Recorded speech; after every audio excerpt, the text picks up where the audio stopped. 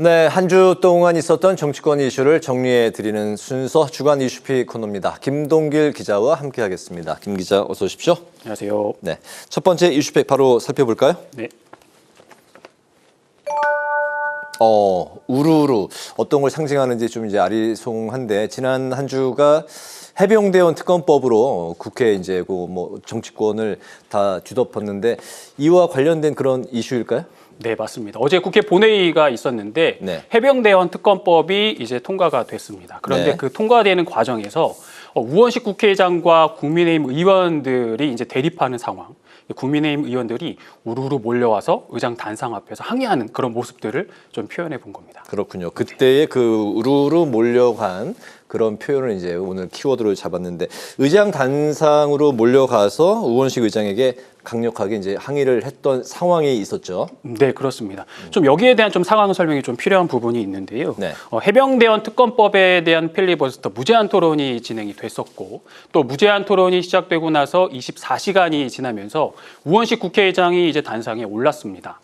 국회법에서는 필리버스터를 종결할 수 있는 요건이 이제 규정돼 있는데요.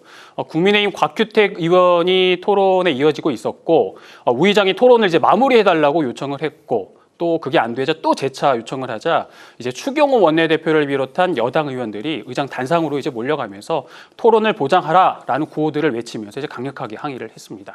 하지만 여당의 강력한 반발이 있었지만 해병대원 특검법은 뭐 모두 다 아시다시피 어제 국회 본회의를 통과했습니다. 네, 그렇군요. 이제 필리버스터 무제한 토론에 대한 이슈는 잠시 후 이제 정치 노트에서 또 이제 자세히 다룰 겁니다. 두 번째 키워드 바로 가보죠. 네. 네, 두 번째 키워드 웨이메이커. 영어로 네. 우리가 키워드 잡은 네. 거는 좀 이 코너에서 처음인 것 같은데요. 길을 만드는 사람. 네, 어떤 사람을 뜻하는 걸까요?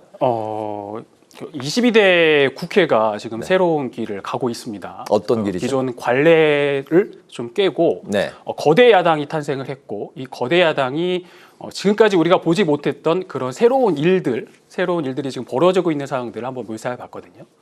일단 국회 개원식이 연기가 된 이 상황도 아마 그 처음이라고 하는 것 같고 초유의 일입니다. 새로운 기록들을 써내려가는 그런 상황을 좀 말씀하신 것 같은데 이번 22대 국회 야당 의석수가 이제 190석이 넘는 그야말로 거야 상황인 거죠. 네, 거대 야당, 그야말로 이제 거대 야당인데요. 네. 이 거대 야당의 새로운 길은 먼저 22대 국회, 그동안의 관례를 깨고 국회의장과 법사위와 운영위원장을 야당이 차지했습니다. 또 원구성이 완료되기 전에 야당 몫의 상임위원장이 선출된 상임위에서는요 입법청문회라는 것을 통해서 야당 단독으로 사실상 현안 보고 현안 질의가 이루어졌습니다. 그리고 국회가 시작되고 원구성이 완료되면 이제 바로 개원식을 하게 되는데 개원식에서 국회의원들이 선서를 하고 본격적인 이제 상임위 활동을 하게 되거든요. 네. 그런데 이제 22대 국회는 조금 앞뒤가 바뀌었습니다. 상임위 활동이 지금 먼저 시작이 됐고 개원식은 아직 하지도 못했습니다. 새 국회가 시작되면 또 교섭단체 대표연설을 먼저 하고 대정부 질문을 진행을 하는데 22대 국회는 뭐 대정부 질문 물론 파행이 되긴 했지만 대정부 질문을 먼저 시작했고요. 그 다음에 교섭단체 대표연설, 개원식 지금의 수는 이제 이런 식으로 역순이 되고 있는 모습인데. 네. 또 하나 또 살펴보면 이제 보통 대정부 질문을 할 때는요, 특별히 여야가 합의하지 않는 이상 이제 쟁점 법안을 본회의에 상정하지 않아 왔습니다. 그런데 22대 이제 국회 첫 대정부 질문에서 해병대 특검법을 처리를 했습니다. 여기에 국회 개원식이 연기된 건 아까도 말씀하셨지만 이제 네. 초유의 일이기도 합니다. 여야의 입장이 좀 다 있기는 하지만 22대 국회는 거대 야당의 탄생 속에 지금 우리는 새로운 길을 가고 있다. 새로운 길을 보고 있다. 이렇게 좀 말씀드릴 수 있을 것 같습니다. 앞으로는 이제 또 국민들이 환호하는 그런 또 새로운 길을 가는 그 길이 나오기를 또 기대해 보겠습니다. 세 번째 마지막 키워드 바로 가보겠습니다. 99.9% 장병 그리고 0.1% 장군. 이것도 좀 오늘 그 세 키워드 모두 좀 이렇게 잘 이렇게 와닿지가 않는데. 네. 설마 뭐 그 우리나라 그 장병과 장군의 수 실제 그 숫자를 이렇게 뭐 해석한 건 아니죠? 네, 그런 건 아니고요. 네.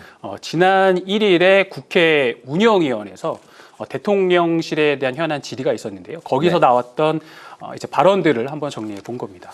법사위 입법 청문회에서 정청래 그 법사위원장이 장군들을 대하는 그 태도가 많이 좀 이슈가 됐는데 뭐 그 관련한 건가요? 네, 맞습니다. 여기에도 당시에도 법사위에서 논란이 좀 됐었는데 네. 법사위 논란에 대해서 이제 운영위에서 정진석 대통령 비서실장과 민주당 박수현 의원이 이제 충돌을 했습니다. 각각 좀 다른 의견들을 내놨는데 당시에 있었던 내용들을 정리하면 좀 이렇습니다. 정 비서실장이 아직 범죄 혐의가 확정되지 않았는데 이 제복 입은 장군과 또 장관을 겁박했다. 이거 좀 지나치다. 라는 비판을 했는데요. 이에 대해서 이제 박수현 의원이 정 실장의 발언이 부적절하다 이런 지적을 했습니다. 이 관련된 발언들 한번 직접 들어보시는 게 좋을 것 같습니다. 네. 국토를 수호하기 위해서 불철주야 노력하는 99.9% 국군 장병의 자랑스러운 군복과 부하를 죽음으로 내몰고도 자신의 자리와 장군 계급장만을 지키기 위해서 국회에서 증인 선서까지 거부하고 거짓말하는 0.1%. 이 뻔뻔한 장군의 군복이 과연 같다고 여기십니까? 그럴 수 있겠습니까? 큰 범인인 양 죄를 지은 사람이라고 특정해가지고 그렇게 등식화해서 질책하고 모욕을 주고 군의 명예를 손상시키는 일이 과연 온당한 것인가? 네, 이번 한 주는 정말 이번 한 주 국회는 많은 일들이 있었고요. 또 해병대 특검법에 따라서 여야의 또 파행 또 대립도 이어졌는데 국회가 이제 언제 또 이제 개원식을 하게 될지 또 교섭단체 대표연설 등 또 의사 일정들은 언제 이어갈 수 있을지에 대한 것들은 좀 많이 지켜봐야 할 대목 같습니다. 네, 말씀하신 그 세 가지 키워드 중에 웨이메이커, 아까도 말씀드렸지만 앞으로는 국회에서 좋은 모습들을 만들어서 국민들에게 새로운 웨이메이커가 되는 그런 일들이 정치권에서 많이 생겼으면 하는 바람이 듭니다. 주간 이슈픽 여기까지 듣겠습니다. 김동길 기자와 함께했습니다. 수고 많으셨습니다.